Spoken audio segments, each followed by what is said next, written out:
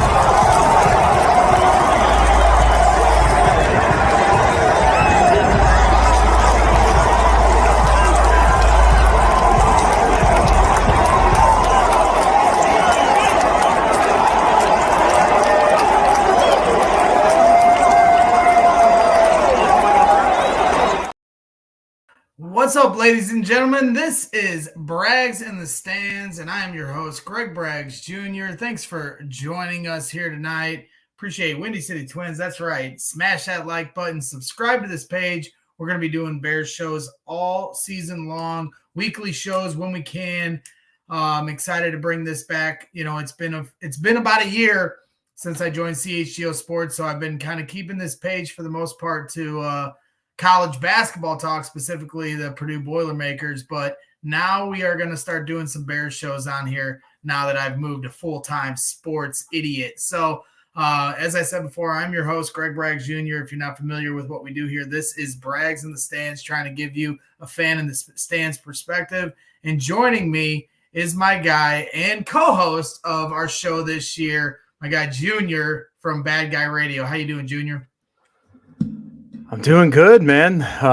Things are, I can't believe me, the eternal pessimist. It's looking good for the Bears. I'm doing good, man. Thanks for having me here. Yeah, well, that's why you were, the easy choice here for what we're going to do this season, because I need balance, right? Everybody knows I'm the meatball. I'm living on Meatball Island, as Carm proclaimed the other day on our show after our training camp recap.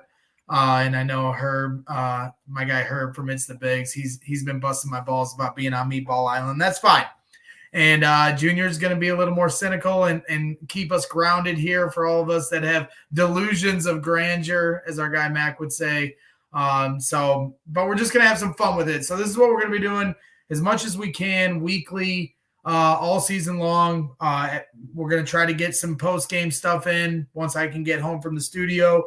Let some of you guys that are tuning in, come on and give your perspective or your question. So this is going to be a very interactive show where we let you, the fans, come on, or different podcasters or even media guys that want to come on and be interviewed. We'll see how it goes. But for tonight, we kind of wanted to kick things off and shake off the rust and talk about what we've seen so far. And I know, Junior, I know you haven't been there, but I have. But that doesn't mean that we can't try to, formulate some kind of a conversation and specifically just start with Justin Fields, because, that's the big question this year is, will Justin Fields take the next step? And we obviously aren't going to have those answers until we get into the season. Obviously we all have big hopes for week one, but just in the totality of the year, from what you've heard so far, Junior, and some of the reporting going around and some of the highlights maybe that they've put out or fans have put out, I know you've always kind of been, trying to, stay level-headed in where Justin Fields is going to go in his maturation process. Where is your meter at with him and your confidence level? I mean, out of 10, I'd probably say it about like a 7 or so. I'm feeling pretty good with Justin. And just disclaimer, like, everyone always says, well, it's different when you put pads on, 100%. But I think when you're talking about the quarterback position, it's also fair to say it's different when you're not in the orange jersey. So a lot of things will change from now to September 10th, and a lot of people's opinions will change. Me, on the other hand, I like what I'm seeing from Justin. I really do. He's putting the ball in places where it needs to go. He's getting everybody involved from what I can see as far as DJ Moore, Darnell Mooney, Claypool. Who's the rookie you're liking, the receiver? Tyler Scott out of Cincinnati. Tyler Scott. He's getting everybody involved. And from what I'm seeing on Twitter, again, I haven't been to a practice, but from what I'm seeing is that, to me, he's taking a leadership role, and he's taking the locker room. He's saying, hey, I'm running the show here. This is on me, and I'm going to try my best to take us to, the glory land. So from what I'm seeing from Justin, not just as a football player, but as a leader, is really catching my eye a lot. And at the quarterback position, that's what you need in the NFL. Yeah, I mean, I think the thing that we, take for granted is, how long it's going to take to learn an offense. I mean, Luke Getsy didn't even know the kind of offense he wanted to run last year because, you don't have the right pieces. Square peg, round hole.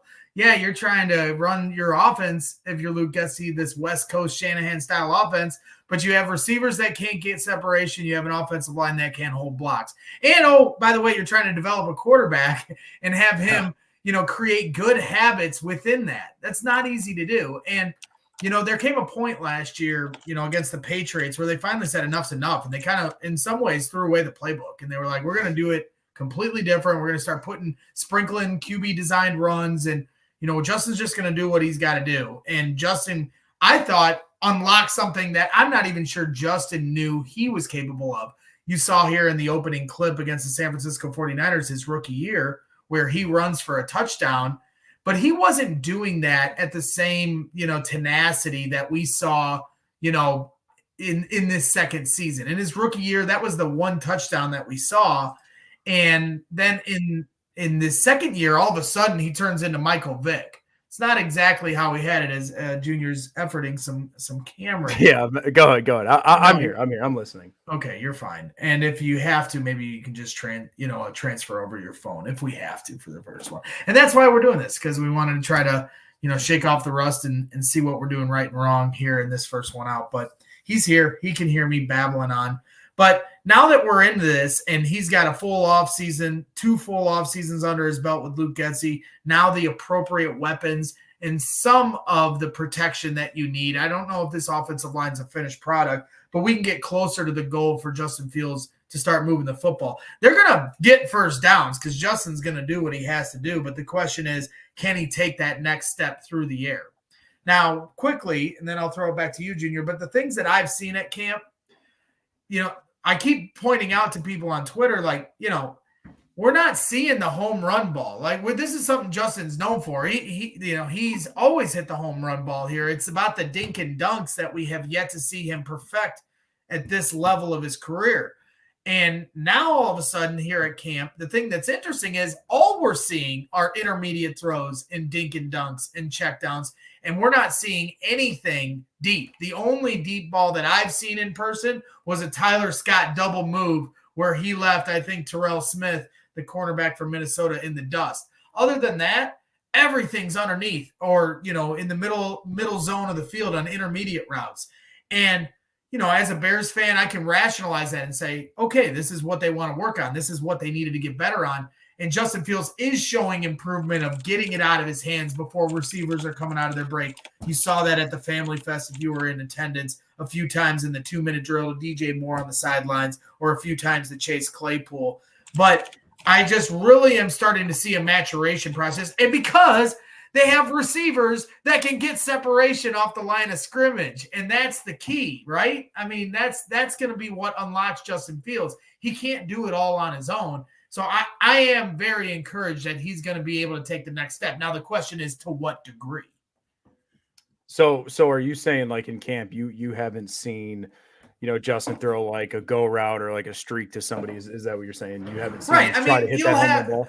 Right. So when they do one-on-ones from the 40, they'll do one-on-ones in a few different ways. When they do them from the 40-yard line, yeah, they're going to try to go deep on a guy, and you'll see him hit Cole Kmet or DJ Moore, a few guys. A wide receiver should win most of your one-on-ones. Most, not all, but they know where they're going, and the DB doesn't. He has no help around him. So taking that away, and then mostly what I've seen in one-on-ones lately are at the red zone. They're doing a lot of red zone one-on-ones. So even then, it's shortening the length of the field and giving the DB a chance to make a play by them being able to use the boundary as their friend, whether it's the back sideline or the backside or the sideline. Now, in 7-on-7, 11-on-11, you're not seeing many deep balls, if any. And people say, well, this is what they're trying to work on. Okay, I hear you. But at the same time, the 3 times in my life that I've ever seen the Bears have wide receivers of this caliber, early, maybe when they were in the Super Bowl with Bernard Berrien, a guy that, had a really good season the year they went to the Super Bowl, or, to a larger extent with Brandon Marshall, Alshon Jeffrey, Martellus Bennett, Matt Forte, or 2018 when they had Taylor Gabriel, Anthony Miller coming on strong as a rookie, Allen Robinson, Trey Burton, Tariq Cohen. You would see a home run ball once or twice a day, easy. And so you're not seeing it at all right now. And that's fine. I do believe it's going to come, but reps are limited here. And I understand they have to work on this underneath. And it seems like Justin's really getting a feel of gripping and ripping, especially in 7-on-7s, just read and react, taking what the defense gives you, all of those narratives. But at some point, when does the defense then adjust, move up, and that opens up the things over the top, the double move, because they're sitting on a route? That's my question. We're only 10 days into this, so I understand that it's coming, but this is the questions that I'm asking now. Yeah, I mean, as far as them not doing, a home run ball in training camp, I'm not worried about that. A go route, at least to me, is the easiest route to run in the NFL, right? It's, hey, line up and run as fast down the field as you can. And Justin, we know, has a very good arm, at least arm strength, so I'm not worried about that. But I mean, like you said, you're surprised you haven't seen it yet. I was at the last time, I think, honestly, I've been at camp was probably before COVID. And like you said, they even tried it with Trey Burton and Allen Robinson and Taylor Gabriel, especially a guy like Taylor Gabriel, but I'm not too worried about them, not really trying, the deep ball in training camp. And it doesn't bother me one bit, honestly. Well, and then the other aspect, and I really want to bring somebody on that understands the game, that's been that's played for the Bears and been in these training camps. Because the next question that I've had now here in the last couple of days is, when they are running a defense at training camp against Justin Fields, are they playing defense to stop Justin Fields, or are they playing defensive coverages that they're going to play against other quarterbacks? Because that's the thing that now I'm starting to get thrown off of.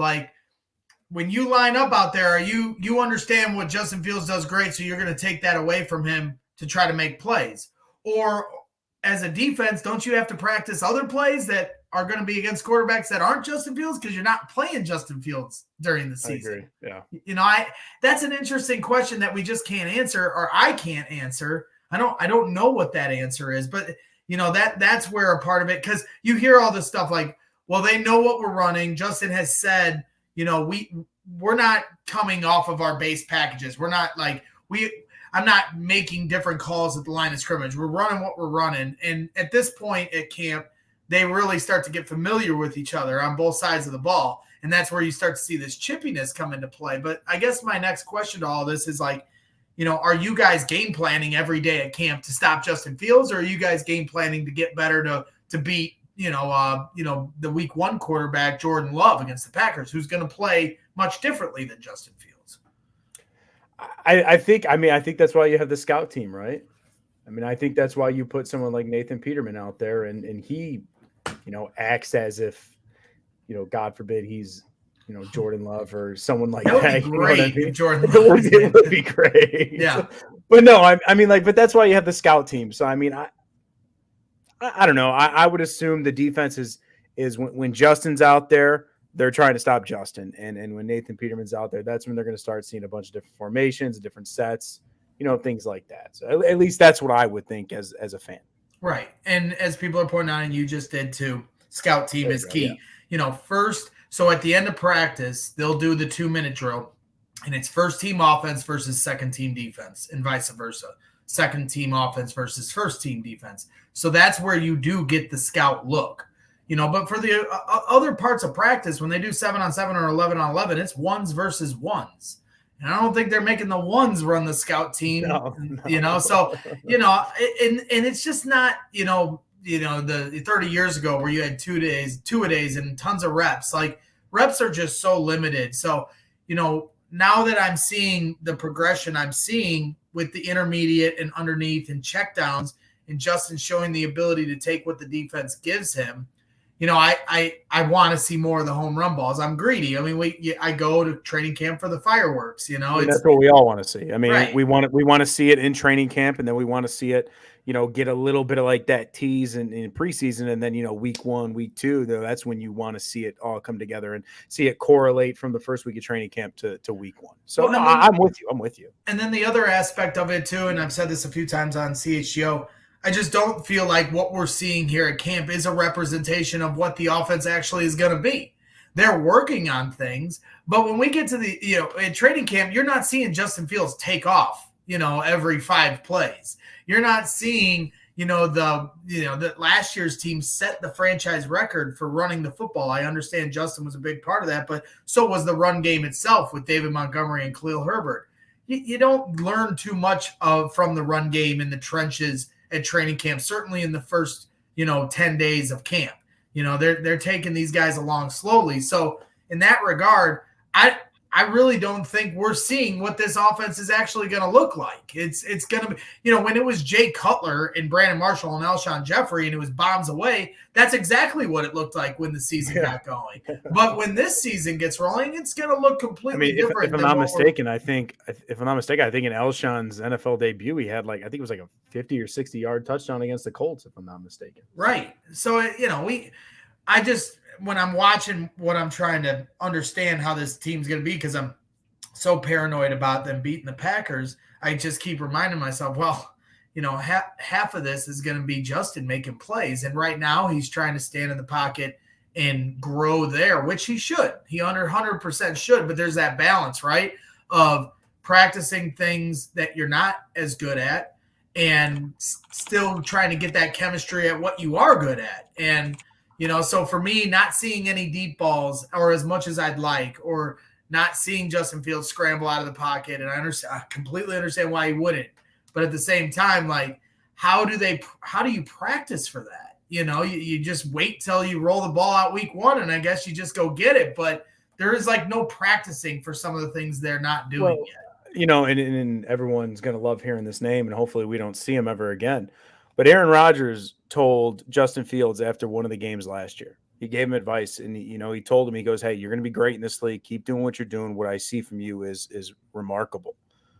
And he had asked for advice, and he told him straight up, he goes, "Take one thing and just work on that over the offseason. And then just the following year, one more thing the following year." So if Justin, obviously we all know, at least to me, and I think you would agree, he's the best running quarterback in the NFL. You don't have to work on that. I don't want to see Justin scramble in the preseason. And to be honest with you, I don't even want to see Justin scramble in the regular season, but I know that's the kind of quarterback he is, and that's what he's going to do because that's what he's phenomenal at doing, and he's the best in the world at it. So to me, can that correlate, or can that mean the same as hey, maybe they're not trying these deep balls because they feel comfortable with it? I don't know. Maybe that was Justin's thing this offseason was, hey, he wants to get comfortable with getting the ball out quick and just, or doing his check down. Or is it just not there? Or is it just exactly, not there? Exactly. It may just not be there. Exactly. I mean, because that's the other part of where the NFL is trending now too is, with Patrick Mahomes taking the league by storm and everything going over the top, they're sitting back in cover 3 and doing everything they can to keep the, offenses from bombs away, keep everything underneath, to keep you having to move the chains and prove you can make 10, 11, 12 plays to get a touchdown as opposed to the big one. So, that's the other aspect of it. But, these are just some of my observations at camp. We're going to roll along to the next subject here. which still pertains to the offense, so it'll kind of blend into what we're talking about here. But the other big topic that's been, very fired up conversation that kind of started on, CHGO with Adam Hogue and Mark Harmon really holding my feet to the fire, and then Herb Howard from It's the Bigs coming on yesterday, and he's starting a friendly little Twitter beef with me with his Claypool meter, and me making the statement that I guess is this grandiose, gaslighting statement that I said Chase Claypool has been the star of camp. I even wrote an article about why I felt that way. And it wasn't to diminish DJ Moore in any way. DJ Moore is showing that he is a great player and a star in this league. You're seeing that chemistry. You certainly saw it at the Family Fest at Soldier Field on Sunday. But at the same time, when I talk about not seeing the home run ball, and I'm thinking of DJ Moore in that light, assuming he's going to get a few of those when the season rolls around, one would hope. And I'm sure Chase will get his fair share of vertical throws in. But when I think of underneath routes and check downs and intermediate routes in red zone, I think of Chase Claypool. And I understand DJ Moore, a big part of his game is some of that underneath stuff. He has great burst and speed. He gets separation, get him the ball in space, and he'll take it upfield. But when I look at Chase Claypool, especially in the red zone stuff we're seeing, which is a lot of the one-on-ones that they've been practicing, certainly as of late, he has been dominating in a lot of ways. He's shown he's mossed Jalen Johnson over the top, all hands, brought it over Jalen's head for the touchdown. He's using his body to post up cornerbacks that have absolutely no chance of getting around him. He's using his physicality. Nick Moriano said on our show that he laid it to someone and finished a run after it, yards after the catch, and he flexed over the guy, and said, you ain't touching this. You know what I mean? Like letting this guy know I'm stronger than you. He's showing his physicality in so many different ways, and his size is just so imposing. And he's making all the catches. He's made one-handed catches. He had one where the ball was thrown too hard by Fields, pops up on his shoulder, brings it back down. He's pushing to the top of his route, coming back to the front pylon, toe taps, touchdown. He's just shown so much an array of different types of catches. I've been thoroughly impressed with Chase Claypool. And then the other aspect of it is that he's playing through a couple things that I didn't think he would. On the third day of practice, he gets dinged up on the last play of practice, and he's limping off the field. And me and Mark were like, wouldn't be surprised to see him not out there tomorrow. Sure enough, he's out there. Then in that next day, he gets taken down on the ground by, I believe, Josh Blackwell, a hard hit where he came down, on his back, and he hit his head on the back of the turf, and he was shaking his head as he came off. And I thought, again, he's going to take the rest of the day off. No way he's going to practice the rest of the day. He took one play off and came right back out there. He's been full go for 10 straight practices when he was on the PUP list a day before training camp started. So for me, I'm not even trying to grade on a curve. I'm just trying to give everyone the perspective of where I'm coming from.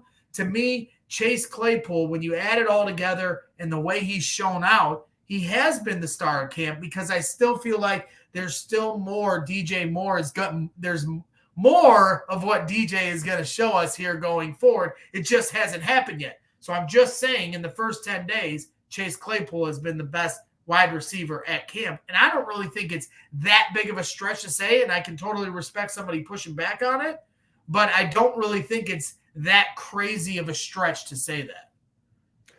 I agree, but I stand with my take of it's just practice. DJ Moore is going to be DJ Moore. And I think as a Bears fan, we've seen Chase Claypool in Pittsburgh, but we really haven't seen Chase Claypool in Chicago. What is Chase Claypool? We don't know what he is. Sure, he's a physical freak, 6'4", 240, something like that, runs a 4.4, 4.5, whatever it may be. But I like what I'm seeing from Chase. I really do. It's good to see it, but I still think going into the season, I do feel DJ Moore is going to be Fields' number one guy. I think he's going to have the most targets, most receptions, most yards, maybe not most touchdowns.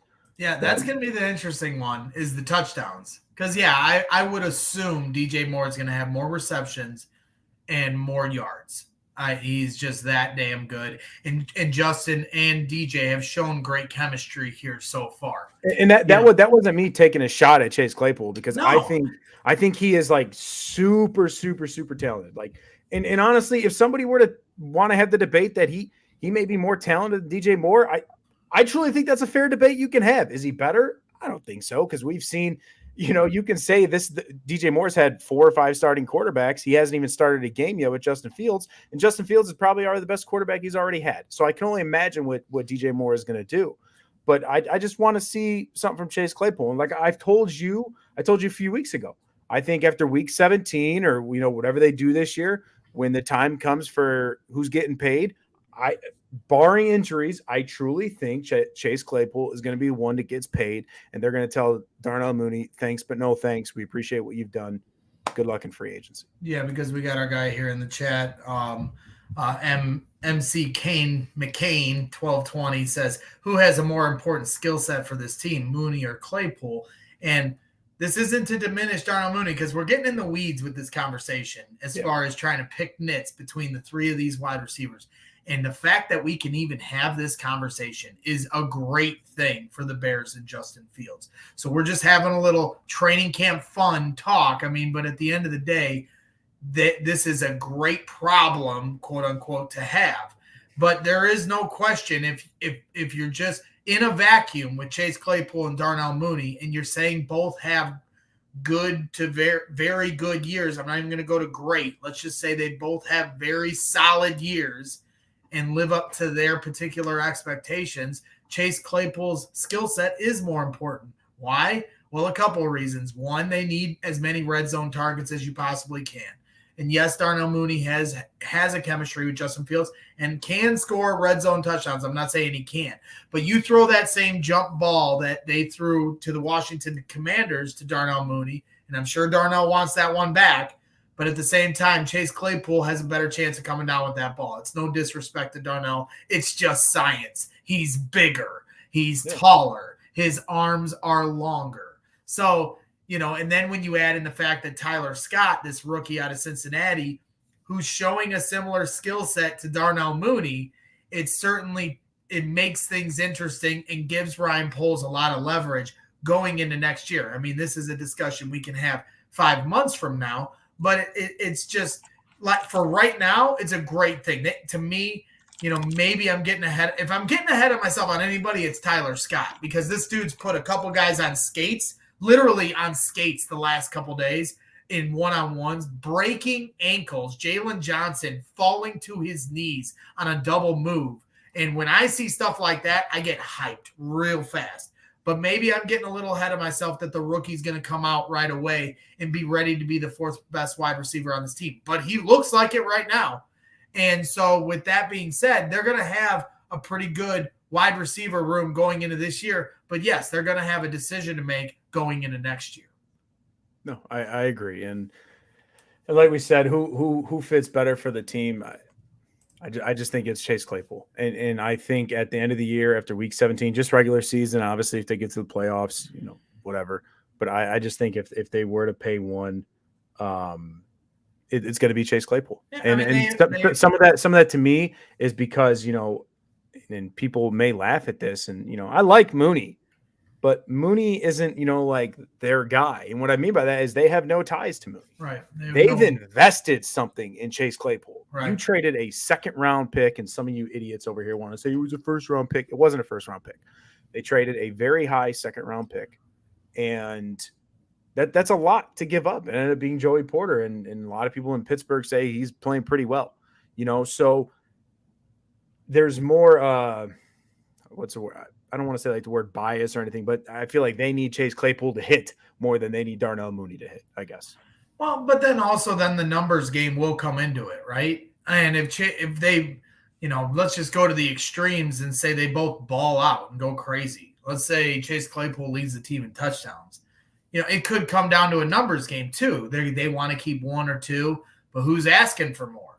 And again, Ryan Poles has leverage in that regard because A, he's got Tyler Scott in his back pocket, and B, they have 2 first-round picks next year. And Carolina, who knows how good or bad Carolina will be at this point. We're hoping the Bears pick is somewhere in the 20s and they're in the playoffs, but we just don't know yet. And that's the other half of the leverage that Ryan Poles has. So, that's a conversation for down the road. But again, a good one or a fun one to have at the very least. But just going back to this DJ Moore versus Chase Claypool, I certainly am not having this conversation so people can pin DJ Moore against me. I'm not trying to say that DJ Moore is and shouldn't be the best wide receiver on this team. I'm not projecting what's happening going forward. I'm telling you what I've seen the first 10 days. And that's fine if other people on the beat don't agree with me. I don't need the group think. And if they all think one way, I've been going to camp for 25 years. And if I feel a certain way about something, I'm going to say it. The first day I saw Tyler Scott, I said he reminded me of Johnny Knox. And Adam Hogue told me on our show, and you can go back and watch it, but he told me on the whole opposite end of the field, Adam Hogue and Jason McKee, former fullback of the Chicago Bears, was saying the exact same thing on the exact same day of practice. So it wasn't some thought that I took from Jason. We had it at the exact same time.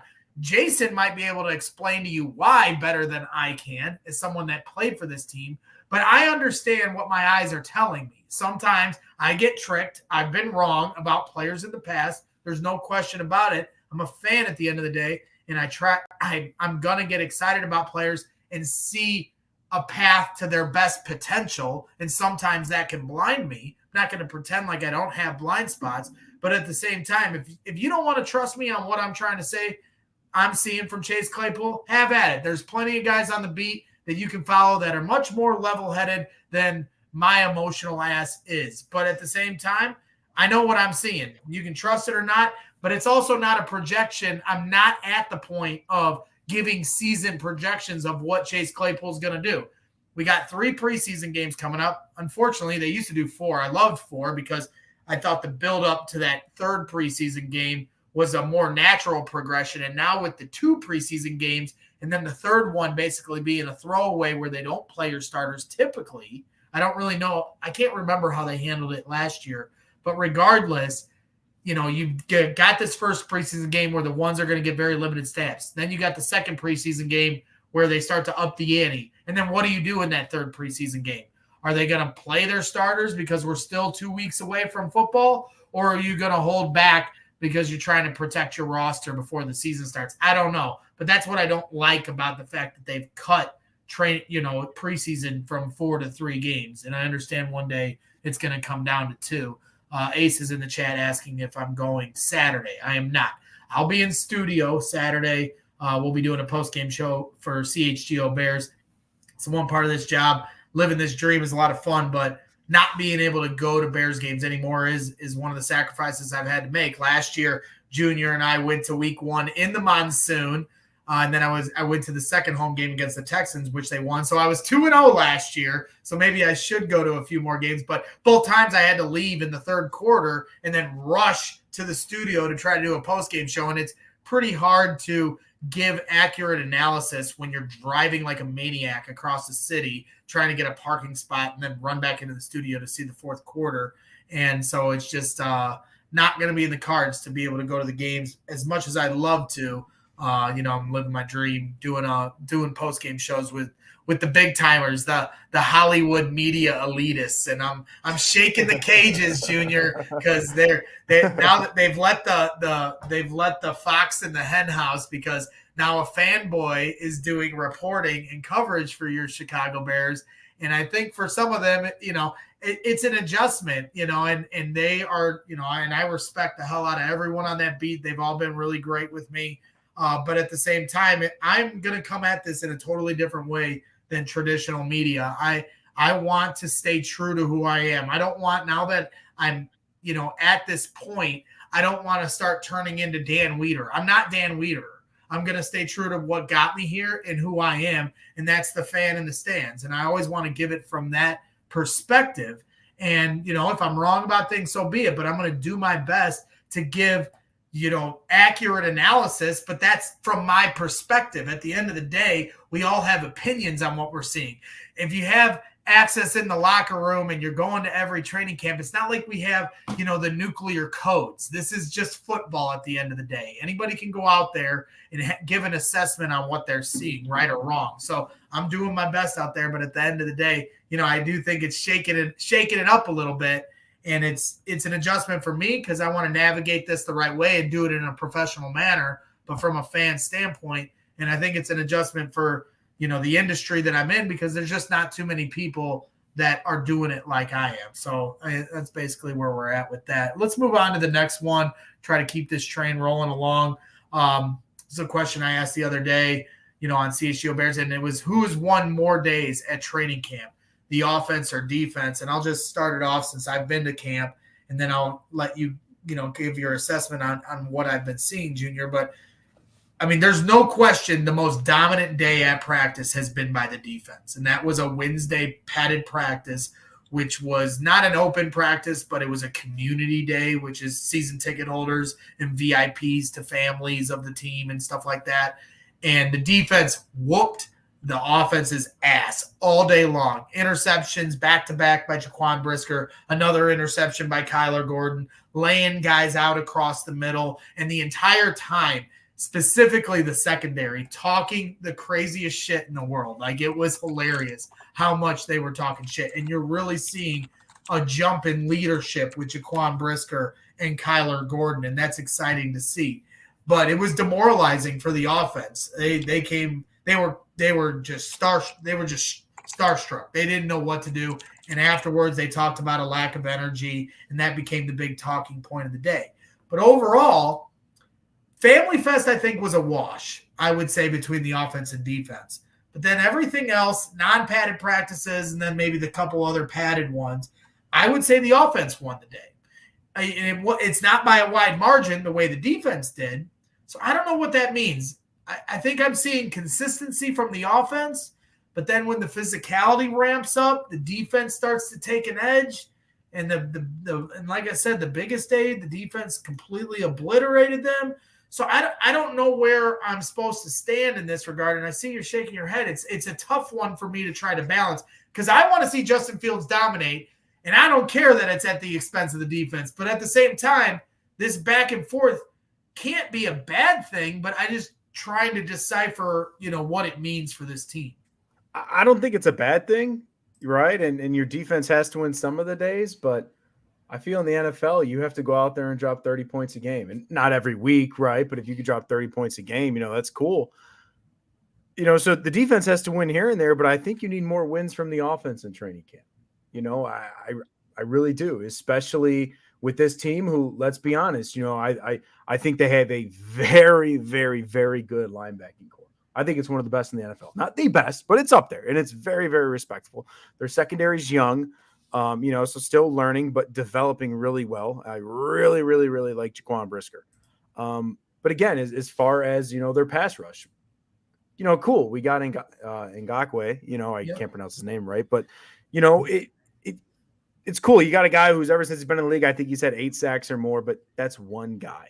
That's one guy. And you can say, well, they drafted this guy and they brought in this guy and this guy's, that's one guy. Okay. So, and again, like I said, 20 minutes ago, a lot is going to change from now to September 10th. And that's when you're going to really see how good this team is come September 10th. And you guys all know that. Greg, that, the people listening, right? And I just think the offense has to outperform the defense more, and the defense has to outperform the offense because and one of those reasons is because at the end of the day, Justin is the most important person on this team, and his development means more than any other 52 players on that team.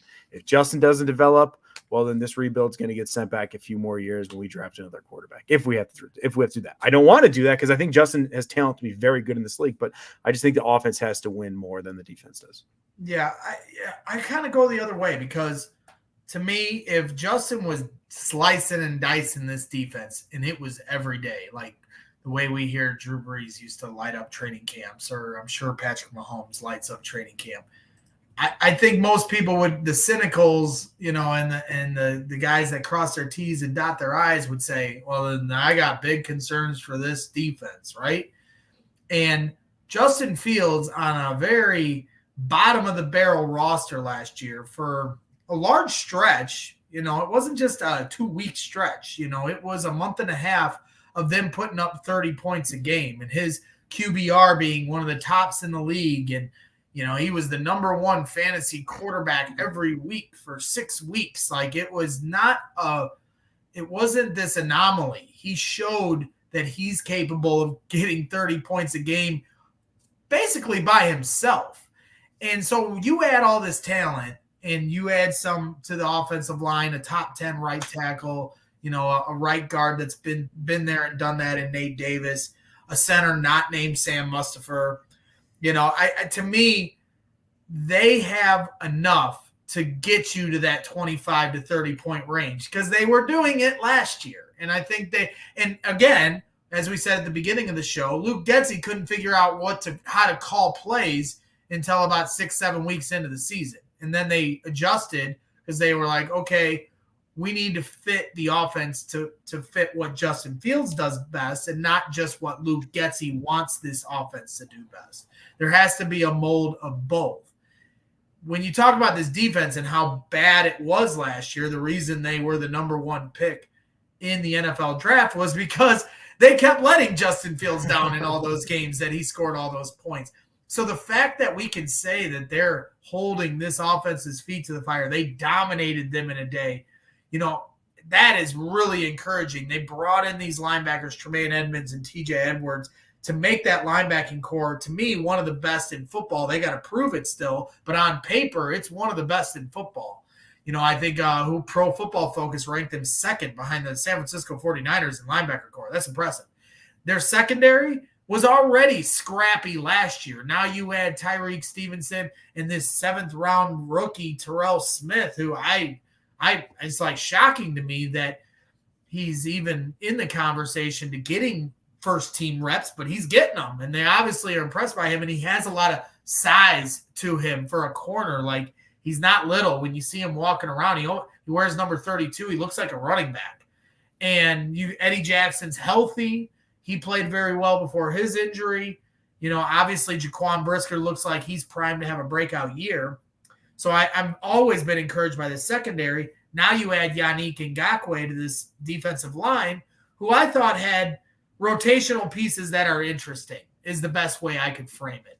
I mean, Jervon Dexter and Zach Pickens are rookies, and it's going to take time for them to develop, and I think it's impossible for any of us to know just how fast they can develop. But these other guys, Andrew Billings, who's a veteran in the league, know what you're getting from him.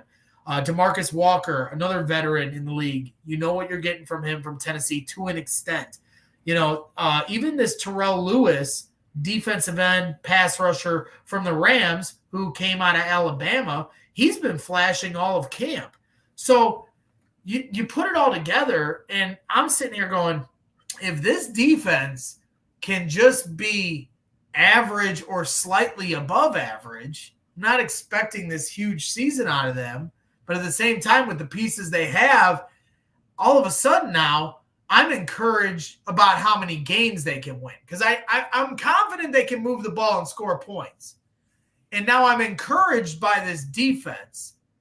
You put it all together, and then you look at the schedule this team has, and maybe we're starting to mold into our next topic of looking forward to what the season may bring, which obviously we'll have plenty of time to talk about all season. But I am encouraged, and so I think it's a very good thing that the defense has looked the way it has so far. Yeah, I mean, I'm gonna stick to my point. And a lot of that is just because I think Justin's development is the most important thing, right? I mean, you and I have had talks, after each game and this offseason, right? If Justin doesn't take that leap, then I don't want to say the Bears are in trouble, but what do you do? Do you keep developing the team and then go out there and get a veteran quarterback? Do you then you have to the talks of drafting one, whatever it may be, and this is a big year for Justin too. He balls out, he's going to get paid. It's the common theme now after year 3, quarterbacks are getting paid. So my statement and my answer is just very biased because I want to see the development in Justin Fields take that, that leap in year 3, which is where most good quarterbacks take like that big leap. Absolutely. And as I'm putting in the chat here for everybody, if you have any questions, we're getting here to our final segment. So please fire away on those. I already seen one in the chat, so we'll let some of those build up, and I'll try to keep an eye out. And if I miss any, put it back in the chat, and I'll try to address it. But our final segment will be just answering a couple questions before we get out of here. Try to keep these shows to an hour. I got to have some kind of a baseline because I can literally ramble for hours on end, and we can do that in spaces. We do it enough in spaces already. So, again, we'll move it back to what we were just kind of already delving into, and this is early expectations on the season for the Bears. Whether it's if you just want to focus on the first quarter of the season, those first 4 games, or just overall your outlook on like where you want them to be in the hunt in December. Like for you, Junior, where with what you've seen here these first 10 days, the vibes, coming out of camp, has your expectations moved at all? Where were they before camp? Where are they now? I mean, they're positive, right? I mean, I feel a lot better, exponentially better about this team, today than I did, second, third week into training camp last year. I mean, I was on your show here last year and I said 5-12, and they ended up doing worse than that. And they came in with the number 1 pick. I think people are going to hate me. Right now I have them pegged, at 6-11. That's where I have them. And that's not a shot at the team. I think they're going to be very competitive again. The defense, the pass rushing still scares me. And honestly, right now, the offensive line, where is Nate Davis? You and I have talked about it before. Tevin Jenkins, it's like a guarantee he's going to get hurt at some point, unfortunately, right? So that to me is worrisome as well. The depth there isn't big, or isn't great. So, I have them at 6-11, a lock and change. They have first dibs in the waiver wire through the first 2 weeks, and there's always a few surprise cuts in training camp that the Bears can make a move and, hopefully get something out of it. And they have they still have to spend, was it $5 or $6 million? So maybe they bring somebody in. Maybe they bring in, a Jadeveon Clowney on the other side of Ngakoue. We'll see. But right now, I have them at 6-11. But I think that's a lot of growth, at least to me. Vibing with the dogs, aka Elise on Twitter, is asking what you're asking. Where's Nate been at? Why is Cody struggling with the snaps? Can Tevin Jenkins stay healthy? Braxton, can he take a leap? Darnell, a rookie. Whole lot of offensive line questions. And I understand where you're coming from, Elise, but I know it's the bar's low, but I know they'll be better than last year because they were using the third string guys of the players you're naming as starters last year. Now, health-wise, you can't predict health. And for Tevin Jenkins, maybe that's the safest prediction of understanding he can't make it through a 17-game season. And I hate saying that for Tevin. He's a nice guy. He took a picture with me and my daughter at Soldier Field at Family Fest, and I like Tevin. I'm rooting for him. But if you're, a coach or a GM on this team, you cannot count on him playing through 17 games until he proves otherwise. These other guys, the injury, if it happens, it happens, but it's not as much of a concern as it is with Tevin. Why is Cody struggling with snaps? Because he's always struggled snapping. Yeah, he's never been good at it. He's never been good at it. Certainly not great. But at the same time, what are we talking about? How many botched snaps is he going to have in a 17-game season? Realistically, Junior, how many would you say? As being a guy that snaps the ball badly, how many would you say he's going to have? I mean, at maximum. At maximum. I don't know. That 12, 13, 10? That's a lot. There. 10? Yeah, it is a lot. That's a lot. 8's a lot. But the question is, when do those snaps come? Are they in the most clutch moment of the game? Every center is going to have a botched snap once in a while. You'll allow it a few times. And with Cody, you might have to allow it more than a few times because, it's either him or Lucas Patrick, who also botched a snap at training camp.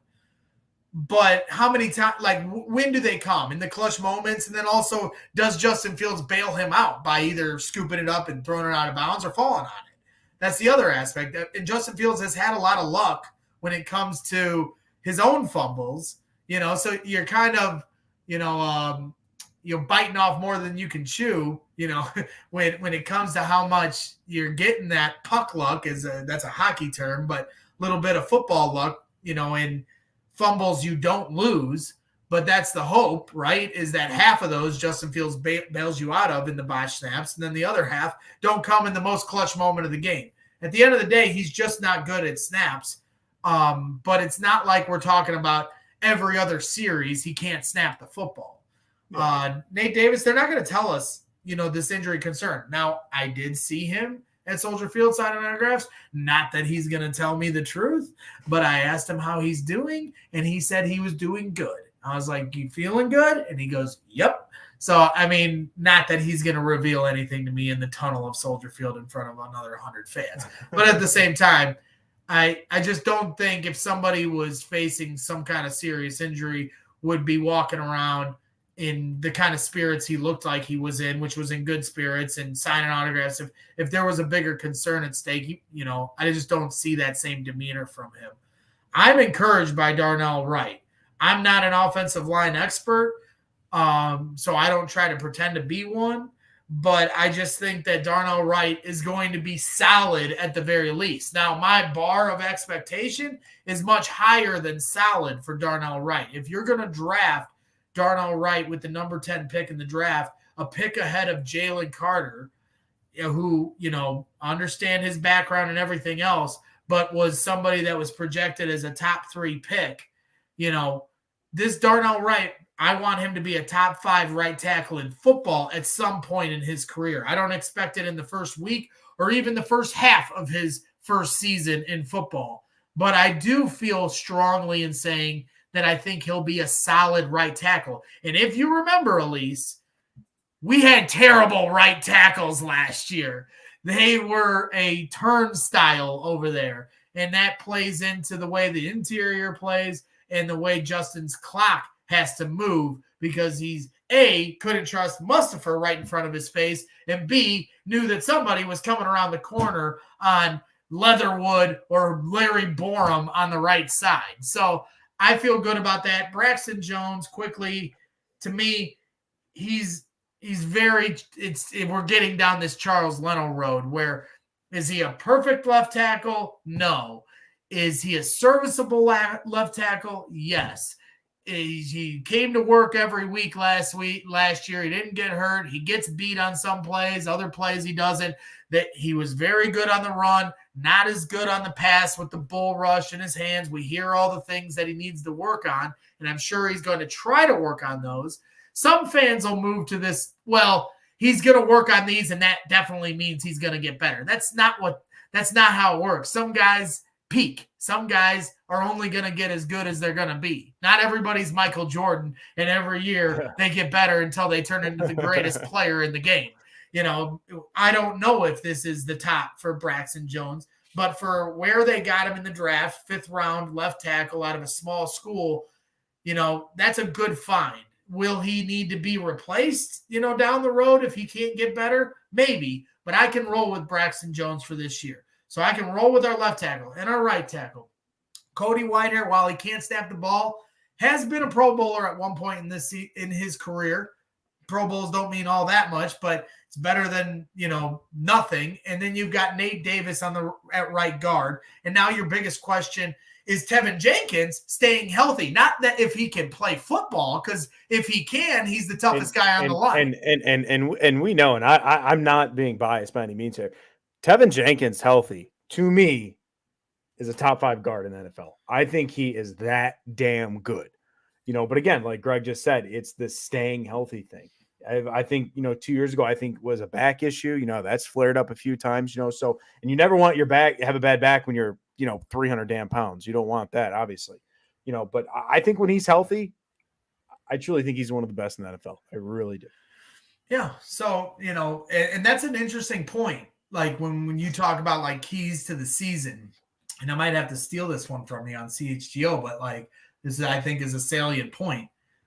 My idea of this season is, you said 6 wins, and I think they have a very realistic shot to win 9 games. Well, what is the key to that? And I think what you just said, Tevin Jenkins playing 15 to 17 games might just be that key. Because what does that equal? That equals continuity on this offensive line. You don't have to move guys around. You don't have to try to shuffle this deck. The longer this offensive line can gel and build chemistry, the better Justin Fields is going to be, the more he's going to be confident and trust the pocket that he's standing in and being able to maneuver and step up and flare out and do different things. He's got to have trust. So that I think that's an interesting point there. And one thing before we wrap it up here soon, one thing we haven't brought up, and I think, at least to me, is is one of the better signings Ryan Poles has had.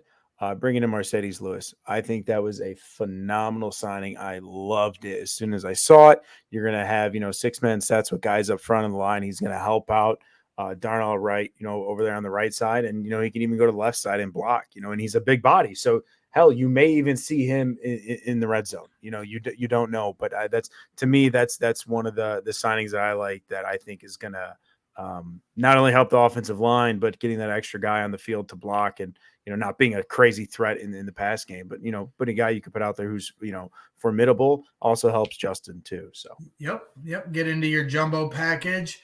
That's going to be an interesting wrinkle. And then they brought in another tight end today. So they're just bolstering that tight end room. It'll be the best in football, I guess. So it'll be interesting. The other aspect when I talk about, you say 6, I say 9.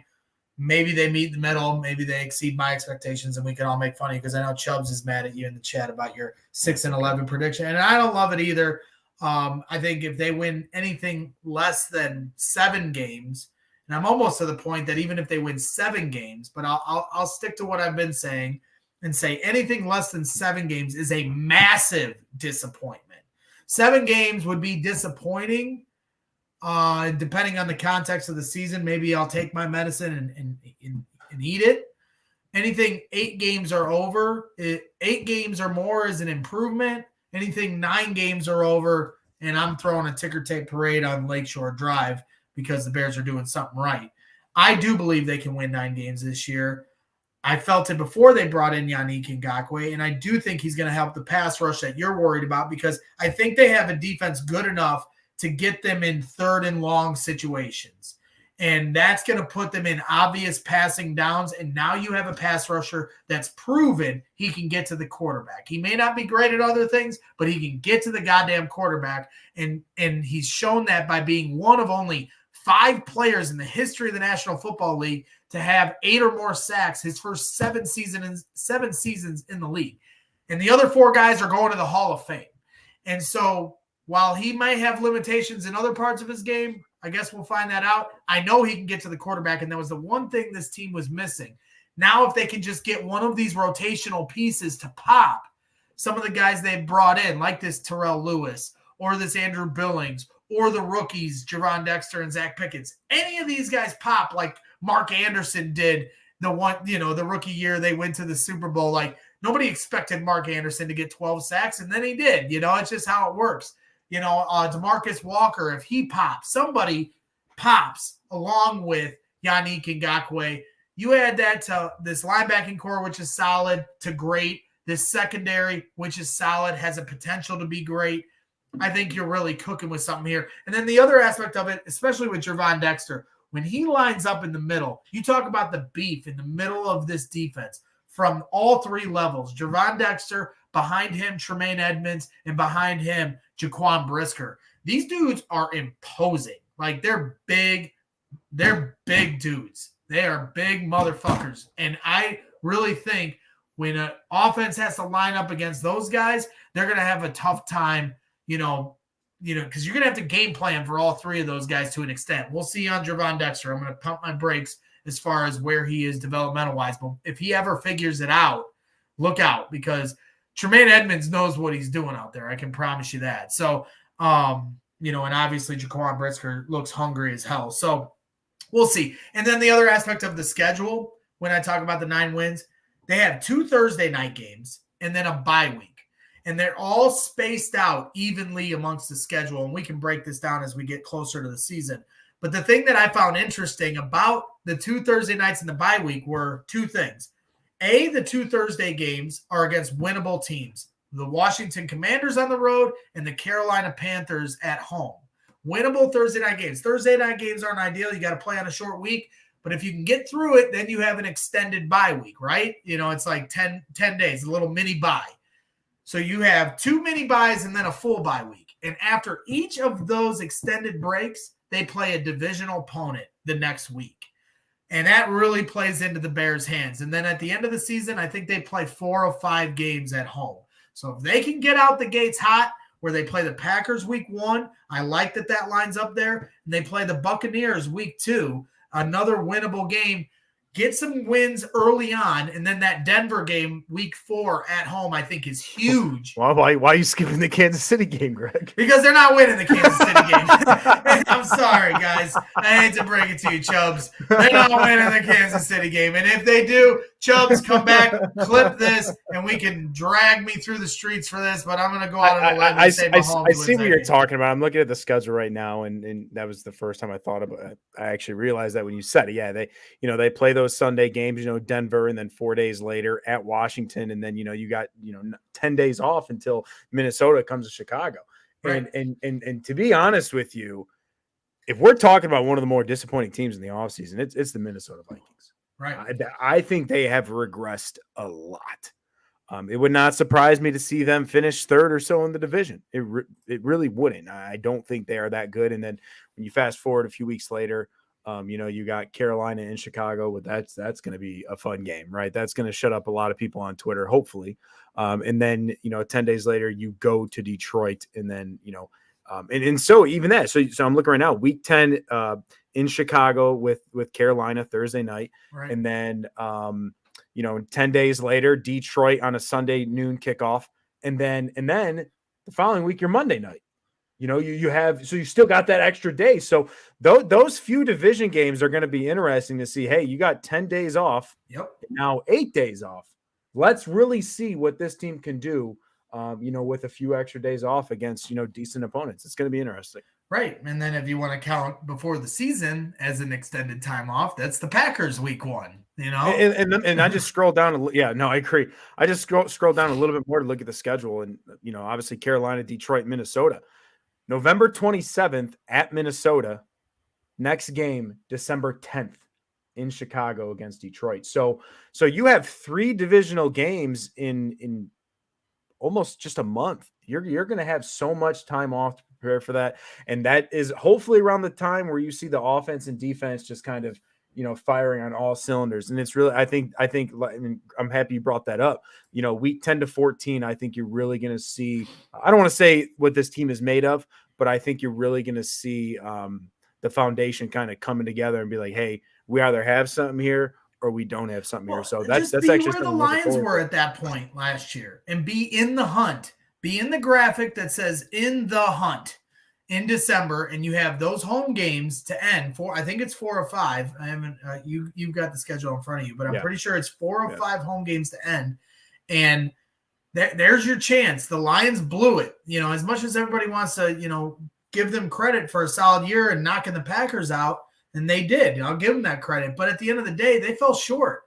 And people forget, even though they beat the Packers the last week, and we all got to laugh at Aaron Rodgers being his last game as a Packer, the week before, 2 weeks before, they lost to the Carolina Panthers, who were terrible. And that's the reason why the Lions weren't in the playoffs off that win.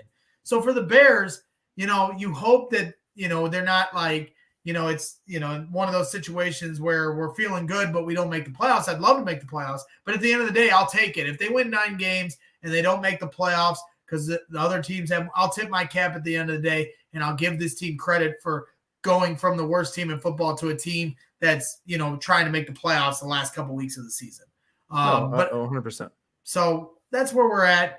We'll have all season long to talk about that, and the prospects of this Bears team. And we'll get a better picture of everything.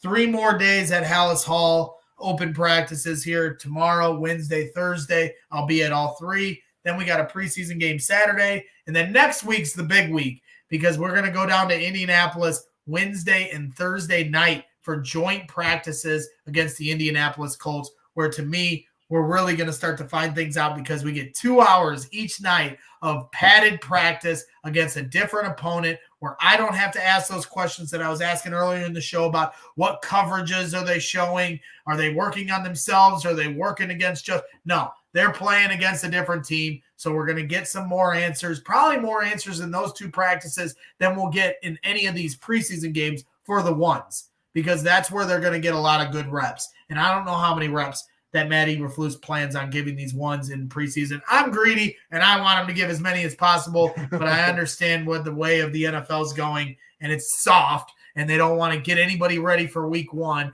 and it takes 4 weeks for teams to get their run game going because everybody wants to play patty cake through August, and I'm sorry, I just have never co-signed on this philosophy. In fact, I think it creates more injuries when they don't go harder, and I don't expect them to do 2-a-days, but the more you try to protect these guys, I think the worse off it is for them.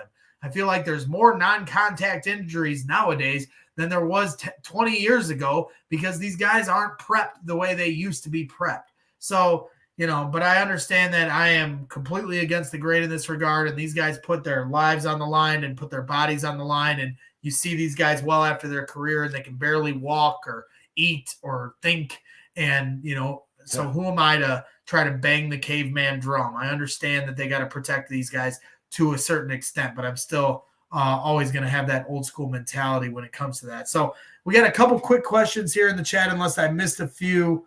Anybody that has any, quick questions here, be happy to answer them. But we had a couple. Dante Purify asks, has the offense showed RPOs in practice? They have. I've seen one where the one time I seen Justin take off up the middle was on an RPO where they faked the handoff to Herbert and Justin went up the middle, and it looked like one of those plays you saw last year that Justin would take for 80 yards. He ended up hitting like a brick wall at the 9-yard line, and Tremaine Edmonds, they blew the play dead. He didn't tackle him or anything, obviously, but even on that play, he picked up like 9 yards, and we all want Justin to run for 80. But it was like a nice play design because everybody was faked out on the handoff. Justin read it perfectly and took it right up the middle. Some of the other RPOs that I've seen have been in the throwing form where they RPO, he keeps it, rolls out to the right. They did one on 2 Saturdays ago practice. They ran a couple of those where they had crossing routes with Robert Tonyan, who I think is going to have a really solid year for this team, and DJ Moore coming across wide open off the RPO. Everybody bit on the run. He comes outside. A blocker or a defender loses Tonyan or DJ Moore in the flat. He comes across, bang, easy throw, walk in for a touchdown. And then the other one, Justin Fields was looking. It was like basically the same play, rolls out, and he's got receivers in the end zone kind of waiting for the ball. And the defenders stayed back with DJ Moore, Chase Claypool, whoever's in the end zone, instead of converging on Fields. So Fields just walked it right into the end zone. And it was a great decision by Justin. So have definitely seen RPOs in practice, and that'll be a huge staple of their offense. No doubt about it. So final question from your boy Boogie. Has Braxton been struggling? Haven't heard much about him. From the people that are really keying in on him, they're saying it's some of the same problems where with his hands, even Braxton has talked about it in his press conferences after practice where he's been, requested to speak. He's saying that he still needs to work on it. That's going to, I think, always be, not always, but I just think still to this point is a work in progress with him. Can he get better and take the next step and take his game to another level? I don't know. But, like I said before, if his baseline is last year, I can live with that for this year. And if he can improve his game to keep the Bears from drafting a left tackle in the early first round with one of their 2 first-round picks, so be it. But I think that is part of what he's playing for this year. When we all have dreams of Marvin Harrison Jr., and I certainly have many of them, I think the other aspect people need to consider is that if Braxton Jones can't elevate to another level as the blindside left tackle for Justin Fields, it may not be a Marvin Harrison Jr. that comes here. It might be one of these left tackles that's coming out. There's one in Penn State that's really, really good, but he may not be where the Bears are picking if he goes as high as I think he might. But when you consider the quarterback class with this Drake May and, the quarterback out of USC, who's is Caleb Williams. They're going 1-2 by all accounts, and Marvin Harrison Jr. is going 3. So we're already starting to get down the pecking order of where some of these guys are going to fall. So if a left tackle falls to the Bears and Braxton Jones hasn't proven he can be elite, and we want to try to put bookend tackles on each end that are going to hold it down for Justin, there may be a decision there to make. Who knows? But again, a conversation for next offseason, and I'm looking forward to having many conversations about all these guys. So, I think this was a solid first show, and we appreciate everybody that tuned in. I know there's some people on Twitter that are probably tuned in, some people here on Facebook and YouTube. I'm streaming across all 3 platforms for now. I don't think I'm just going to keep it just to YouTube. If you want to find me, we'll be on all 3 platforms, for the time being, unless something changes. So want everybody to try to find this as best they can. And like I said, just stay tuned.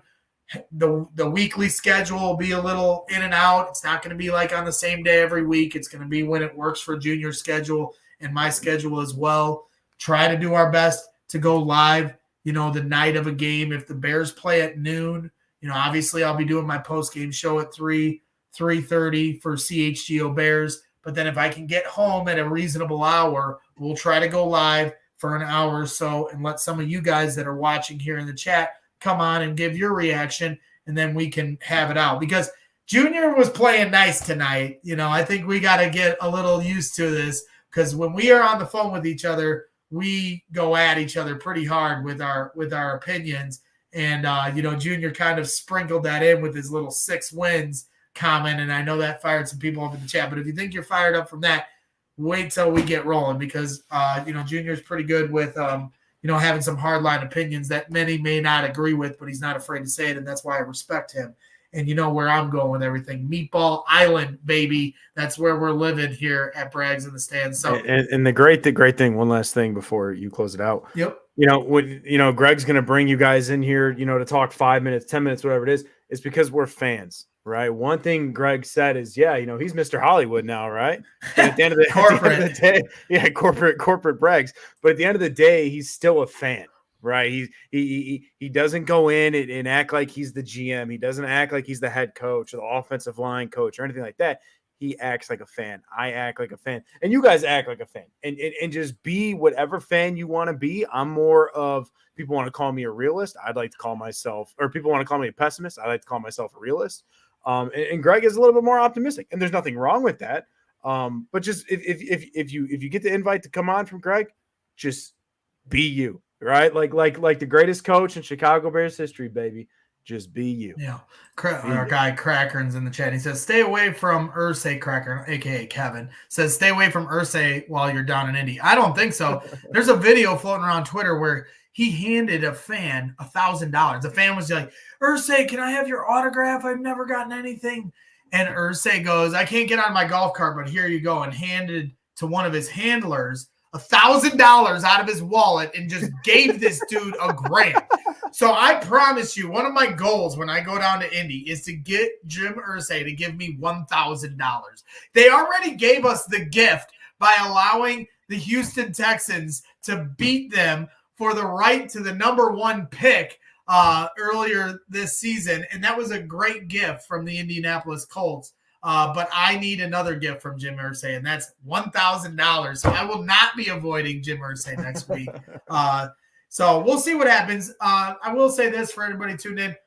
Preseason game on Saturday. If Junior's available, we'll try to go live on Sunday afternoon at some point, and we can try to react to some of the stuff we've seen.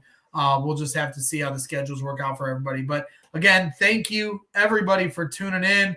We'll do more of these as the season rolls on. So everybody that was here on the ground floor, we're going to remember the day ones. And as this grows, you guys will always get priority over the people that hop on the bandwagon as we get going. So, again, thank you, everybody, for tuning in. We'll catch up with you real soon. For Junior, I'm Greg Braggs Jr., and this is Brags in the Stands. Also, Bears in the Stands for these shows. So always bear down.